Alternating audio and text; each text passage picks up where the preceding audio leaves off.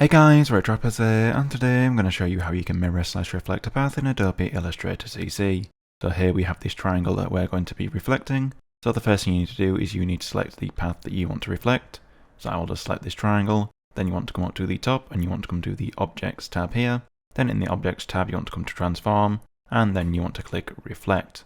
Then in the window that appears, you then want to select how you want the object to be reflected. So I'm going to be reflecting it in the vertical. However, if you wanted, you could also reflect it in the horizontal. So I'm going to have it on vertical, and you can either press OK and that will carry out the reflection on the object itself, or you can click copy and that will make a copy of it. So if I click copy, as you can see, that makes a copy of the triangle that has been reflected in the vertical.